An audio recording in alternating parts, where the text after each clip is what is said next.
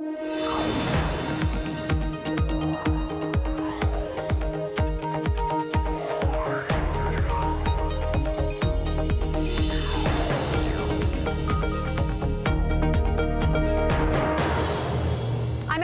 San Francisco, and this is Bloomberg Technology. Coming up in the next hour, Facebook divided. A new report of tension between Zuckerberg and Sandberg. How are the troops responding? Plus, almost a year ago, Bitcoin hit the $20,000 mark. Now it's down to $5,000. Have the cryptocurrency's best days come and gone? And while the global smartphone market slows, Xiaomi is relying on its presence in emerging markets, and because of that, revenue jumped better than expected, 49%. We will discuss Xiaomi's earnings later this hour. But first, to our top story, we saw the biggest stocks in tech resume their descent Monday. Investors continue to fret that the one-time market darlings suddenly face a darker outlook for growth. The so-called FANG stocks were among the biggest decliners of the day. Let's head now to our cross-asset reporter, Sarah Ponczak in New York for the full picture. So, Sarah, let's start with Apple. Is Apple leading these declines, given these new reports about production cuts? Apple absolutely is leading the declines, and we have seen this multiple times over the past couple weeks, it seems. But yes, today, further reports saying that Apple has cut production over the past couple of weeks. Yes, we may have hinted that from some of its suppliers, especially Lumentum, last week, but it is by no means just staying within Apple. We are seeing it across the board. You look at tech hardware companies at large, the industry. You look at software companies at large as an industry. You look at the FANG names, all seeing very heavy declines today. At one point today, throughout the trading day, we saw multiple times every single one of the 67 members in the S&P 500 Information Technology Index were in the red. So it's starting with Apple, but clearly spiraling from there and affecting other names across technology. I do have this chart here showing some of the FANG stocks in addition to NVIDIA tumbling. Walk us through some of the other concerns here. Right. So, of course, you have the idea of slowing smartphone demand, but we are also still dealing with everything that comes with the trade war between the U.S. and China, and that actually worsened a bit over the weekend. So, Vice President Mike Pence did come out at the APEC conference, and said that the U.S. is not rushing through this. They want concessions from China, and they are not going to stop until they get them. So, of course, as we have been hearing, as this story has been developing throughout the year, technology is an area of the market, especially semiconductors, that are very, very heavily related to this. At the same time, we're still dealing with rising interest rates. A lot of people have been talking about rising interest rates as a reason that people might not want to be positioned in higher growth companies. And there are many other reasons out there as well that people keep referring to. At the same time, we do know that a lot of hedge funds were getting out of these names when we got their 13F filings. And a lot of people also just talk about the fact that this is a momentum trade. So if they lead on the way up, they're also going to lead on the way down. So, let's talk a little bit about the volatility and how it ties into the political uncertainty and the potential trade war. I mean, we keep hearing investors say buy the dip, but where are the buyers? It doesn't seem like they are here right now, but that is what's so interesting. Everyone kept saying that after the midterm elections, we would probably see a bit of a respite. We would see a rally, a relief rally. Yes, we got it for a day, and then it seems like the declines just kept on coming. And people also keep calling for this Santa Claus rally because seasonally, the fourth quarter is typically a very strong one. And you would assume that if we're going to see a Santa Claus rally, maybe tech stocks would lead on the way up as they have in years prior in this entire bull market. But it seems very clear that a lot of people are concerned about this. Yes, many people keep talking about the fact that although we've seen declines, that's also made tech companies' valuations look more appealing. However, it looks like we're going to have to go down a bit further before people really want to step in and buy the dip on this. And Apple is one of those companies that typically has a huge holiday quarter, but of course, we don't know if they are indeed cutting production on all three of their latest iPhones. Sarah Ponczak for us in New York. Thanks so much, Sarah, for breaking it all down. Now, to another major story we have been following, the continued fallout over Facebook's management crisis. Reports from the New York Times and the Wall Street Journal continue to emerge about a Facebook divided after allegations of their handling of the crises, including Russian election meddling and more. Those reports detail a Mark Zuckerberg who is allegedly both defiant and needing to be decisive. Here now to discuss, we've got Bloomberg's Shira Ovide, who's been following the turmoil. So, Shira, in the latest Wall Street Journal report, reporters talk about how Zuckerberg declared it's wartime. It has rubbed other executives the wrong way. Some of those executives have left. When there are real wars going on around the world, what do you think of this tact? I can understand why Mark Zuckerberg would want to assert more authority over his company, particularly at a point when, look, there's a relentless drumbeat of questions about whether Facebook has made the right decisions, and ultimately Facebook is Mark Zuckerberg, period. And so if I were him, I probably would also want to assert more control over a company that is ultimately his and his alone. But the question is, there have been a lot of those questions about Facebook's leadership and the decision making are about Zuckerberg and whether he's the right person to lead Facebook, which is a question that I can't imagine being asked of Facebook even a year ago. And so I can understand why he's asserting more control, but you can see, right, that is causing friction, and it doesn't end the questions about whether he's doing the right thing. On the one hand, there are these reports about, Zuckerberg leading these raucous all-hands meeting, saying that these reports are completely untrue, and employees responding to that. Meantime, our colleague Sarah Fryer has reported on morale at Facebook being low. There certainly seems to be a sense that employees at Facebook feel that they're being unfairly targeted by the media. Do you sympathize with that? I do sympathize, and there are these two threads, right, of what's happening inside of Facebook. On the one hand, you have this defensiveness that Facebook and many of its employees feel that they've been unfairly tarnished by a lot of the media coverage and attention from Washington and regulators around the world. And I do sympathize with that point of view. It's possible that some of the relentless attention has gotten carried away, but the crises are real, and Facebook's failure to make good decisions and to deflect hard choices over the course of many years, those are having recriminations now, and it does feel inescapable. And on the other hand, you have this morale issue that, look, it may be caused by the stock price decline, that we've seen the stock decline 35% or so from a peak earlier this year. A lot of that is because of business questions about Facebook, in addition to this kind of regulatory, social, political questions. And again, if you're a Facebook employee and you get paid in equity, I can also understand why your morale would be low looking at the stock price chart there.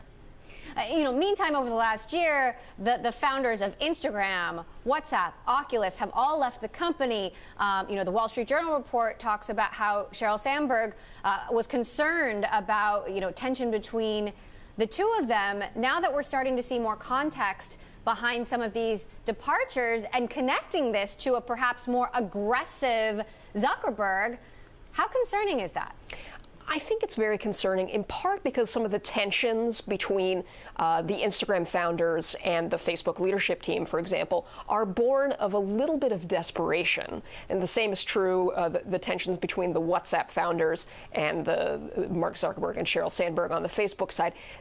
The Facebook leadership team wants to make money from those assets much more quickly, and they need to, because you've seen revenue growth slow at Facebook's core newsfeed business. And so it is almost inevitable that you get this tension between founders who want to preserve the identity of the products that they founded and built, on the one hand, and on the other hand, Mark Zuckerberg and Sheryl Sandberg that realize more and more they need to make money sooner than they thought from these younger assets that Facebook has acquired. Now, Shira, you've actually taken a closer look at where Facebook is actually spending money to fight some of these concerns, and the company has continued to fall back on, look at all of the money we're investing in AI and, new staff to combat security issues. How much is Facebook actually investing in this sort of do good or do gooder mission, and how much of it is so that Facebook continues to only grow bigger? Yeah, and I think that's a fair question. You see people like Mark Zuckerberg reiterate often this year that they're spending so much on safety and security, these kind of noble do-good costs, that the profitability of the company is going to be seriously hurt. So it is true that Facebook says it's spending billions of dollars to protect itself from foreign election interference and hate speech and things like that, but it's also spending lots of money on everything else. The cost of being Facebook is going up. So you saw the employee base, for example, grow 45% in the last year. It's spending more money on computer data centers, on these web video projects, revenue sharing with web video creators, on VR. So the fact is that all the costs are going up at the same time that the revenue growth is going down. And so what you have here is profitability that's being squeezed. And it's not just because Facebook is trying to repair the damage that it's done. All right, Shira Ovide continuing to cover this story for us. Thanks so much, Shira, for weighing in. We're going to continue talking about Facebook later in the show with one investor who's been fighting for a power structure change. Our conversation with Julie Goodridge of North Star Asset Management coming up. Also up, it's been almost a year since Bitcoin's sky-high $20,000 valuation. Now it's piercing the $5,000 mark for the first time since October 2017. What is behind this plunge? We'll discuss next. And if you like Bloomberg News, check us out on the radio, listen on the Bloomberg app, Bloomberg.com, and in the U.S. on SiriusXM. This is Bloomberg.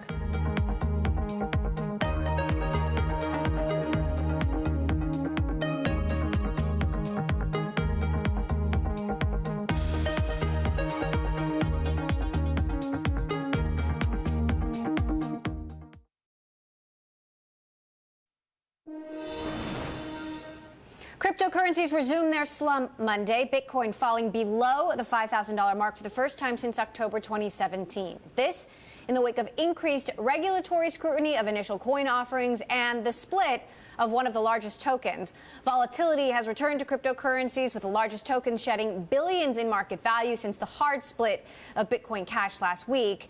Here to talk about it more, Spencer Bogart, Blockchain Capital partner. Blockchain Capital is a venture capital firm investing in blockchain-enabled technology companies. Also with us, our Bloomberg editor and co-host of Wedge of Myth, Joe Weisenthal. So, Joe, we talked about the overall tech slump earlier. How much of this has to do with tech in general falling, and how much of this has to do with Bitcoin?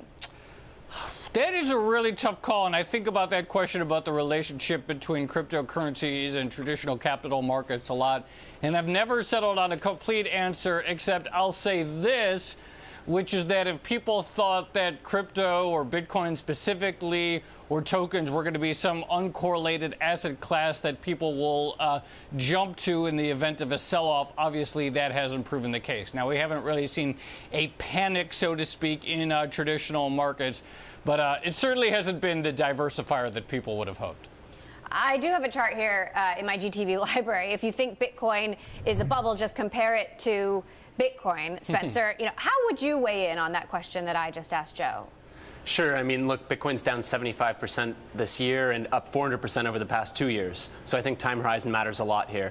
As to whether or not it's correlated with broader tech, I think the answer is probably not. And I agree with Joe. The idea that this is going to be an uncorrelated asset forever is not going to hold. It will become more correlated to particular things as it becomes more institutionalized over time. That said, Joe, if the tech volatility doesn't let up, what other indicators can we look at? Yeah, it's really hard to say and hard to figure out what's going on with the broader tech volatility.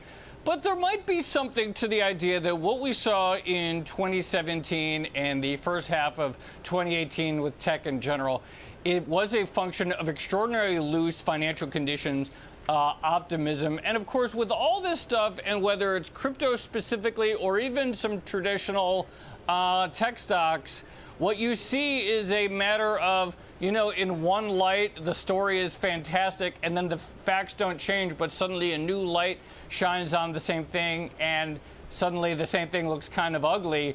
And so, thinking about some of the tokens, think about the narrative that we saw last year with this new way of doing capital formation, this new way of organizing people that could beat regulations.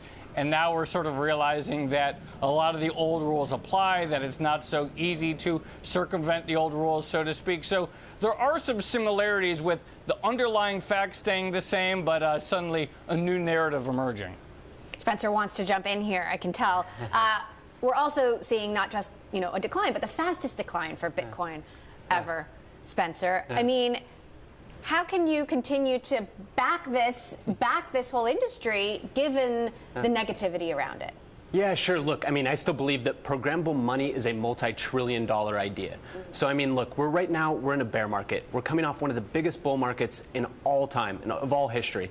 So, bear markets do bear things, right? So we've had a ton of positive news over the past 6 months, and markets have continued to trickle down. We saw the opposite last year, but the opportunity is still gigantic. So, what are you watching? Yeah. To detect whether there really is going to be a change, or if we're continuing, we haven't hit bottom yet. Yeah. Yeah, 100%. One thing I'd be careful of is conflating kind of all the tokens and ICOs that we've seen with Bitcoin itself. I think that from the outside, it's easy to see those as one and the same, but from within the industry, they're very different. And I'd say that, again, Bitcoin is really attacking this idea of programmable money, which is something that I think right now some people use because they have to, and I think over time more people will use because they want to, because it can do things that they can't do otherwise. Joe, is that fair? I mean, obviously within the industry, there are very, specific stories, but it's hard not to look at the asset class as a whole. Well, so I think Spencer makes a really good point that the story that the sort of Bitcoin argument that the Bitcoin bulls make is really different than a lot of the tokens. There's a difference between money versus people holding some sort of token with a potential utility to use in some sort of distributed organization. That being said, what I find really striking about the market right now is there doesn't seem to be any discrimination on the part of traders between good projects and bad products, or good projects and bad projects, money versus token versus equity. Like, everything sort of falls and rises on the same day. So if you look at a day like today, everything's down double-digit percentage or more. You go back to days where everything's up. So while it's certainly true that within the broader crypto landscape, there's lots of different ideas, and we'll see which ones thrive and we'll see which ones don't, and probably the programmable money narrative is the strongest and furthest ahead. But it's hard to see in the market yet any sort of traders or investors expressing a real view towards one versus the other. Usually they all sort of rise and fall together. So, Spencer, where are you putting your money? What are the parts of this industry that are going to thrive? And where do you think that there is overhype? So again, I go back to, again, Bitcoin. I know that for a lot of people now, they've been hearing about Bitcoin for so many years, they want to find what is that next Bitcoin. And since the beginning of the time of Bitcoin, people have been looking for that next Bitcoin. I think that's a dangerous game to play. So again, money is a network effect type of ecosystem. Bitcoin does have the largest established network effect. It is more than 5 times larger than the number 2 crypto. And it is excelling at the programmable value use case. So we do continue to look for companies that are building on top of that and making this programmable, natively digital value more functional. All right, well, we're going to continue to follow. Spencer Bogart, Blockchain Capital. What'd you miss? Co-host Joe Weisenthal, as always, thank you both. Thank you. For weighing in. Coming up, Apple introduced a slew of new iPhones just 2 months ago. Now the company is slashing production orders for all of them. Will the holiday season be enough to get the smartphone maker back on track? This is Bloomberg.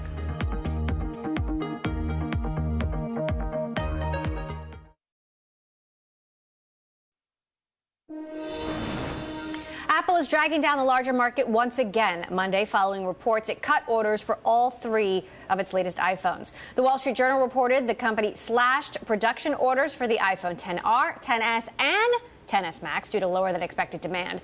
Sources speculate that the higher prices may be driving customers towards older models. Meantime, Apple's approach to privacy is also being called into question. In an interview with Axios on HBO, CEO Tim Cook defended taking billions of dollars from Google to make it Apple's default search engine, calling Google's search engine the best. Here to discuss, our Bloomberg tech editor, Alistair Barr. Ali, I want to start with the production issues. We always hear these drips and drabs, but now we hear that all 3 iPhones, orders of all of them, are being cut. How alarming is this? It's very alarming. This happened a year ago when the first iPhone X came out, and actually the results turned out to be pretty good when they reported in April. The difference now is that when Apple recently reported, they said they were going to stop reporting unit sales, and that's really made investors a lot more concerned. So you have these supply chain reports all the time. Apple sometimes cuts cuts orders for specific reasons. It doesn't want to use that supplier, it wants to use this supplier. But this time, there seems to be a lot more suppliers, and with this idea that they're not reporting unit sales, investors are much more nervous this time around. Right. Now, these reports are all investors and analysts are going to have to rely on to make their judgment calls. You know, we had Gene Munster on last week who said he thinks investors are missing the story. It's really not that big of a deal. They're still going to sell a lot of phones, and they're making, they're successfully making a transition to becoming more of a services company. What do you make of that argument? I think the point on the more expensive phones versus the cheaper phones that you were talking about in the intro is kind of important. Apple has actually gone out of its way to make a very wide range of iPhones available. You can buy a new one for under $500, something like that, which is relatively cheap in the US. And so I think they are making a conscious effort to say you can buy our super fancy one for $1,000, or you can buy one for half that. Apple really has never done that with an iPhone until probably this year, and so I do believe that actually they really do want to get to a point where they just have the most amount of devices out there. It doesn't matter whether it's the newest one, and then they try and sell services. The key question though is whether these services are going to be any better than all the other ones out there. Like, is the video one going to be better than Netflix? That's still a big question mark, and next year is going to be a huge test for that. Well, all eyes are going to be on that revenue number at the end of the holiday quarter. Now, I want to talk to you about this interview that Tim Cook did with Axios, where he defended, Tim Cook has been out there criticizing companies like Google and Facebook for the way that they handle user data and profit off of it. Now he's defending the fact that Google is the default search engine on the iPhone. He said, I think their Google search engine is the best. Look at what we've done with the controls we've built in. We have private web browsing. We have intelligent tracker prevention. What we've tried to do is come up with ways to help our users through the course of their day. It's not a perfect thing. I'd be the first person to say that, but it goes a long way to helping. So here now, he has made a point to criticize others. What do you think of his argument as to why they continue to make Google the default search engine? It goes to a really good point about Google search, which is still, we've been talking a lot about data privacy and things like that, and the deal that we all make is there's a really good service and we give up our data in return for that, and Facebook is a great example of where that's being tested, and maybe some people are saying I don't have to use Facebook, but Google search is a lot different, right? You're out and about, you need to know something, you got your iPhone, you type it in and you get a good result. Really, Tim Cook can't sell an iPhone without a good search engine on it. Maybe he could do Bing and that would be okay. Siri is not good enough, and they've tried some search stuff themselves, and it's just such a huge job that basically they've given up and done this deal. And if you're going to put Google on your phone, you may as well take billions of dollars from them for it. All right, our tech editor, Alistair Barr, I'm sure will continue to cover this one. Thank you so much. Alistair, coming up next, will those who hold the power at Facebook ever change? Our next shareholder says it has to. We will discuss next. This is Bloomberg.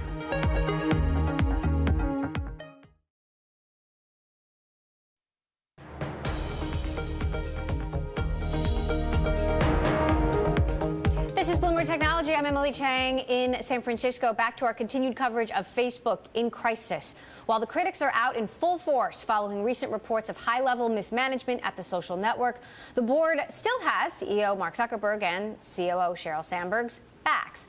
In a public statement last week, the board said to suggest that they knew about Russian interference and either tried to ignore it or prevent investigations into what had happened is grossly unfair. In the last 18 months, Facebook, with the full support of its board, has invested heavily in more people and better technology to prevent misuse of its services, including during elections. We should note Zuckerberg and Sandberg are members of that very same board that is standing behind them. My next guest has long been sounding the alarm for a change in the power structure at Facebook. Julie Goodridge is the CEO of North Star Asset Management, which currently holds over 37,000 shares of the company. For years now, Julie, you've been clamoring for a change in the share structure, given the power that Zuckerberg himself holds. What do you think now? Well, I think they should have changed the share structure in 2015 when we first filed a shareholder resolution. This is the problem with corporate governance when you've got an insider board, and really Mark Zuckerberg has the power to fire any one of his board members at any time. So what that does, as you probably understand, is it takes away, sort of the sense of autonomy that other board members have if they're at all concerned about maintaining their relationship with the company. I think it's problematic. Do you sense, Julie, an opportunity now to re-agitate for this, and do you have any plans to do so? Well, I mean, we've got this same shareholder resolution filed. So just so folks know, I mean, and probably everyone listening to this does, but Mark Zuckerberg has primarily Class B shares, which give him 10 times the voting power. And so what that means is that he controls 51% of the vote, but he only owns 30% of the stock. So that's a problem for other shareholders. So, for example, in the shareholder resolution that we filed last year, asking for there to be one vote per share, so to only have one class structure, Class A. What ended up happening was we only got overall 21% of the vote. But if you looked at all the other shareholders who voted in favor of our resolution that were not insiders, we actually received 81% of the Class A share vote, which is really high. So you've got other investors out there calling for an actual board shakeup, calling for Mark Zuckerberg, for example, to step down as chair. Take a listen to Jonas Krohn here from Trillium Asset Management. It needs to be somebody that's really genuinely independent, somebody that has gravitas and can be able to speak with authority and with the confidence of the rest of the members of the board. I think it needs to be somebody that has a broad diversity of experience, clearly tech experience, but I think also there could be some real merit in having somebody from the traditional media, the newspaper industry that has a deep understanding of the role of media in society. Somebody with some time on their hands, because I think by all accounts this is going to be a long few years ahead of the company. Julie, Zuckerberg responded to that saying, this is not part of the plan as of now, but would you like to see him step aside as chair? Actually, the person I would like to see step aside is Peter Thiel. And I would like to see the vote structure changed. I actually think it might not be great for him to completely step aside, although I would certainly vote in favor of that if that's, we would support, Trillium on that resolution. The issue for me is that when you take a founder like Zuckerberg and you have them step aside, it means something very scary for all of the shareholders, right? And I actually think that what he needs is better corporate governance. He needs to let go of his insider shares and go back to a one vote per share structure. Even when the Times tried to throw Sheryl Sandberg under the bus, these guys are responding to issues that occurred in the course of doing business over several years. What's scary about it is that they didn't anticipate that these kinds of things could happen. That's the scary thing, where you look at somebody like Peter Thiel, who in fact was very instrumental in supplying, Cambridge Analytica through the other company that he is the CEO of, with, ways to sort of access this information and to get into, sort of infiltrate the Facebook system. And he's the one that could have really said, hey guys, we want to be careful about our governance here. I think it points. Sorry, go ahead. Hang on, before we, I want to dig a little deeper into your thought here on Peter Thiel, who is very controversial on the Facebook board for a number of reasons, not the least of which is his support for President Trump. Mark Zuckerberg has come out and said that he supports Thiel remaining on the board because he adds to a diverse set of views that they would like to see represented on the board. I believe you're talking about his association with Palantir, where he's a co-founder. He's not the CEO. But talk to me a little bit more about why you want to see Peter Thiel, of all of these board members, many of whom have presided on the board over these many years, to step down. I think because when he came out with his, outrageous support, hugely public support, really, of Donald Trump, he shines, ends up holding himself high as, a representative of Facebook. Now, of course, it wasn't Facebook that came out with that, but basically what's happened over the last several years is Facebook, by virtue of the way it started to change the way it did business, and rather than just taking regular old advertising for people, people who were looking for pairs of shoes or computer equipment or something like that, they started really taking money for political ads. And, that is very similar to the way that Peter Thiel sort of came out publicly about his support of a political candidate. I really don't think, and this is, of course, all since Citizens United, but I really don't think it's appropriate, and in fact, it's illegal for Facebook to have taken ads from a foreign power to support or in any way have a say on any sort of elections in the United States of America. It's not legal to do that. So I don't know if they need like a corporate governance guy on there who can really, or a government affairs person who really understands how securities laws work. If they need somebody to think about, okay, are they making so much money from running political ads that they need to keep running political ads for people and running commentary that's from paid sources around political matters. I don't really think that's how Facebook imagined itself. And I'm sure that that's not how, all the what are now, middle-aged people who are still looking on Facebook and still using it. I really don't think that that's why they go on Facebook. It's now, one thing to report the news. It's another thing to create the news. Julie, I want to zero in on something that you said about Sheryl Sandberg. There's been a lot of reporting about how Sheryl Sandberg in particular, who is in charge of communications and policy as the COO, has handled this situation. Alex Stamos, the former head of security, wrote an op-ed in the Washington Post where he said, yep, Sheryl Sandberg yelled at me. I had no confidence that we'd found out everything the Russians were up to, and it was quite possible that things would get worse before we built teams and invented the technology necessary to stop it. Sheryl, as reported in this past week's New York Times investigation, felt blindsided by this. She later apologized. You think that Sheryl Sandberg is getting thrown under the bus here. Why?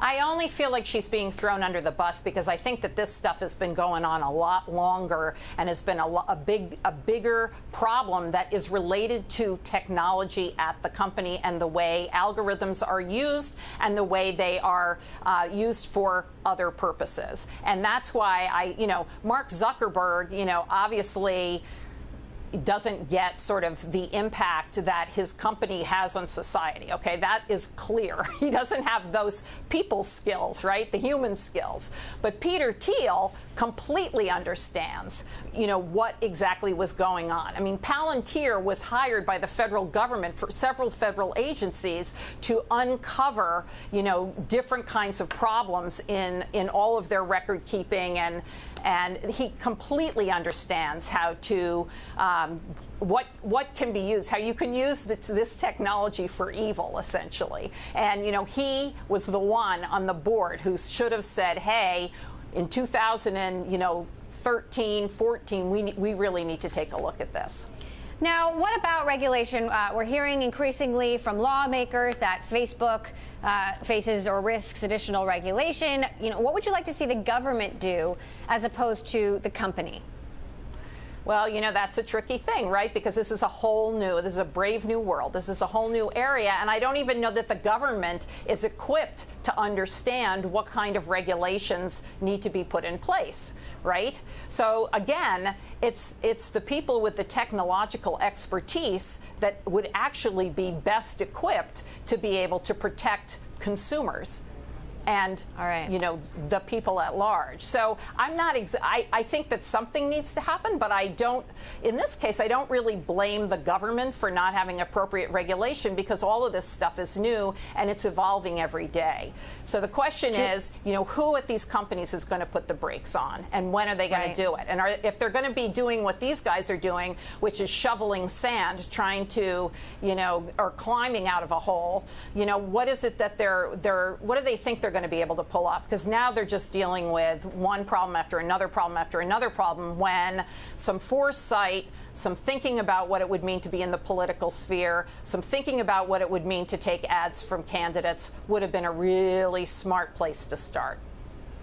Julie Goodridge, North Star Asset Management CEO, not mincing words. Julie, thank you so much for stopping by. Thank you. Coming up, Airbnb is one of the most anticipated IPOs in 2019 or possibly 2020, but could a crackdown on illegal renting across the country stand in the way of its public debut? We'll discuss.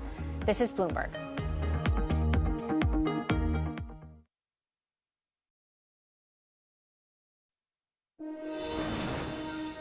2019 is expected to be a big year for IPOs, from Uber to possibly Airbnb. In a public memo Friday, the home-sharing startup announced more than $1 billion in third-quarter revenue, calling it its strongest quarter to date. Since 2008, the company has become one of the most valuable startups in the United States, with a current valuation of $31 billion and listings in 191 countries. Here to discuss, we have Airbnb's global head of public policy and Public Affairs, Chris Lehane. Chris, I want to start with you by talking about the fires, because I know that this has been disruptive to your business, and also you've been doing things to help. We can see the air quality behind me, still terrible here in the Bay Area, but it is nothing compared to what these families are going through north of us. You know, what has Airbnb been doing to help? Yeah, I mean, obviously what we've seen in Northern California and Southern California, I mean, is just devastating. Obviously, we've seen some tremendous heroism from the first responders, from just everyday people. And we've been just honored by our hosts. We've had over 2,500 hosts open up their homes to over 1,800 people who've been displaced by the fires. That's not really Airbnb, that's our hosts. And we're grateful for that. I think they're appealing to the higher angels that are in all of us, and it's just awesome to see amidst all of this catastrophe. So thank you for asking. Obviously, we see the air here. We're feeling it here in San Francisco, but nothing like what people are going through on the ground. Right. Our hearts go out to all of them. You know, I do want to talk about growth. Yep. You're going into the holiday season, typically a very big season for Airbnb, and you just reported a record quarter. You say you have record bookings over Thanksgiving weekend. How long can you sustain that kind of growth? Well, as we released on Friday, significantly over $1 billion in revenue in Q3, our single biggest quarter ever. And we are blessed ultimately by this really significant and robust growth. But ultimately, that's tracking to the community model that exists on Airbnb. We only do well if our hosts do well, hosts only do well if guests do well, guests only do well if communities are benefiting. But that flywheel does create a network effect globally, and you can see that underneath these growth numbers: 91% growth in Beijing, right? Over 70% growth in places like Mexico City or even Edinburgh or Birmingham in England, just to pick out some from around the world. But ultimately, what's really underlying the foundation for all of that is that people are looking for this type of travel, right? More people are going to be looking to do home sharing type of travel, people-to-people travel tomorrow than today. Now, this is not new, right? Abraham Lincoln, Gandhi, they did home sharing. But in particular, this is what consumers are looking for, particularly those millennial consumers who are going to be 75+% of all consumers going forward. This is how they like to travel. Give me an update on Beijing, because, you did have a head of China that resigned there over a Me Too issue. I know that one of the founders, Nate Letarczyk, went last year. But you mentioned 91% growth. You're starting from a fairly low bar because the business was small to begin with. But how do you expect that to expand? Yeah, again, looking at our global numbers, what we're seeing in China really does reflect the same thing that we're seeing globally, which is we are blessed with this growth that is being driven by that network effect that exists locally. But what we're seeing in China is really interesting. It's the same sort of underlying dynamics and trends that we saw with the business earlier, which was when Airbnb was first launched. The majority of the users were millennials. If you look at our China market right now, about 85% of our consumers are millennials. Similar trend, keeping in mind that there are 400 million millennials in China, right? We are really, the significant player in what's called the outbound travel, people going from China abroad. But what's happening is they come back and then they begin to travel domestically, and Airbnb begins to grow as a result of that. And so the type of growth we've seen in Beijing is actually replicated. It's similar numbers depending where you are looking throughout the country. But look, China is a place you have to get up every day and you have to work incredibly hard. We do have a president of the business who's from China, based on the ground there. We have an incredible team made up of Chinese folks who are on the ground in Beijing and other offices around the country. Feel good about where we are, but know that we need to keep working at it. You quietly removed some listings in the Jewish West Bank settlements, and this is something that pro-Palestinian groups have been pushing for a long time. But why now? Yeah, look, this is, as you know, I'm not the first one to say this, obviously, an incredibly complex part of the world, an incredibly difficult issue. This first came up early in 2016 when we were really first confronted with questions about 150 to 200 listings that exist in the West Bank, the occupied territory. And really, since then, we've spent a lot of time trying to understand the issues, talking with experts, stakeholders, and put in place a framework to help us really sort of reach a decision here. And that framework includes understanding that every situation is case by case, talking with those experts, our stakeholders, taking a look at the degree of human suffering and what's contributing to it, and really looking at trust and safety issues, and ultimately whether our product, our business, our listings are contributing to the core issues there. And using that framework, ultimately made the decision that we need to remove those listings. We say that knowing it's controversial, that we're not necessarily going to make anyone happy here. Look, I've traveled to Israel. It's an incredible part of the world with incredible people. And this is a really hard choice we struggled with. We're not a government. We're not necessarily the experts on this, but because we're in homes, we often get put into these situations and do ultimately believe, at a time when a lot of people are talking about, our tech companies, our platforms going to take responsibility, that we wanted to act as opposed to necessarily react to situations. And we use that framework to help drive that decision. You've been looking for a CFO since Lawrence Tosi left. Still haven't hired one. Why is it taking so long? Are you interested? Are you coming for it? Yes. It might be a conflict of interest. Just a little.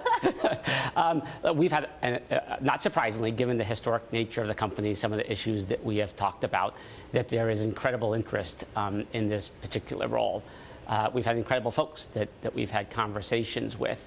I will be sure to let you know when we have reached a decision on it. But we've talked about the fact that we want to be IPO ready by 2019. We haven't announced if and when we would take the next step beyond that. But ultimately, we are going to be looking for someone who really does appreciate that community model, right? That we are looking to be a 21st century company, that we get growth in the following way. Do we deliver for our hosts? Do our hosts then deliver for those guests? Those guests deliver to the community. What's really interesting about the Airbnb model, and I think why we've gotten so much interest and why I think this is going to be an interesting role, is that ultimately if we drive a social value proposition, that actually drives our growth. And that ultimately comes back to the early question that you asked, which is how do we continue this growth? We continue this growth by delivering on that community model. Right. You ended forced arbitration, not just for sexual harassment, but for discrimination, which is very progressive. We haven't seen other companies do that yet. How do you plan to handle this between hosts and guests? Yeah, it's a great question, right? Our model is a little bit different maybe than some of the other sharing company models.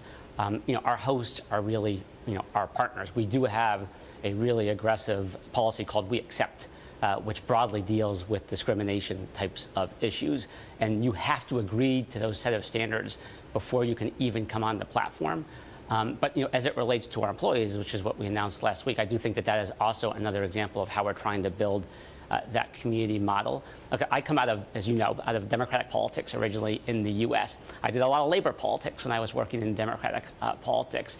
And for me, it's just personally, it's incredibly interesting and I actually think really exciting to see that companies understand the value of their employees and their community. Employees are pushing for companies to be responsible. I think it's awesome. I mean, I think it's great that you have these employees and these companies understand they only succeed if they're able to attract and recruit these great candidates. And it's a pretty cool thing to see that beginning to develop and hopefully a good indicator of where we're going as a society. You mentioned your time at the White House, which is a perfect segue for me because every time you come on here, I have to mention that you were the master of disaster, known as the master of disaster. So how would you master Facebook's disaster right now? Like, what are they doing wrong? Well, I will be very careful here able to contain this? Because I obviously don't work at Facebook and want to be really respectful. I would say, without talking about Facebook specifically, but as a general approach, I do think ultimately people have to be comfortable with what their mission is, what their principles are, what their values are, and really do the best to try to proactively execute against those. We talked earlier about whether you're going to be proactive or reactive. And again, I'm not talking specifically about Facebook, just talking writ large in the context of how people should think about these things. At the end of the day, you have a North Star. Your North Star is your mission and your principles. Those only really are true and viable if you're actually executing against them. And that has to be when you have the hard decisions, right? It's really easy to say all those things when it's an easy decision. It's when you have a hard decision that you really get tested. And I remember, working in politics. Politicians were always tested, not on the easy stuff, but in the cauldron of a crisis, because that's where your character really gets exposed and you have to make some decisions. Because I know some of the folks at Facebook at the top and throughout the company, I think really good people. And I think ultimately, they will be doing those. I think they have tried to do those, and at some level have done some productive stuff. But obviously, I don't know what's going on there, and I'm really not in a position to evaluate exactly what they're doing. The cauldron of a crisis, though, that is a metaphor that I'm going to use. Airbnb's global head of public policy and public affairs, Chris Lehane. Chris, always great to have you here on the show. Emily, thanks so much. Thank you for having a great Thanksgiving with your family. Thank you. Yes. Thank you. Coming up, China's second largest smartphone maker, Xiaomi, fighting a stock slump. Shares down about 20% since its July listing, but things could be looking up. It's out with pretty impressive earnings results. We'll break down the numbers next. This is Bloomberg.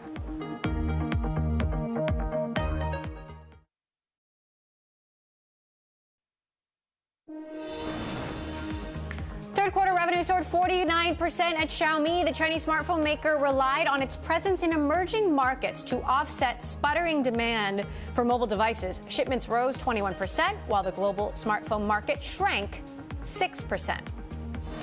And if you own a Fitbit or an Apple Watch, life insurers may want your business. John Hancock recently expanded an optimal program for healthy habits.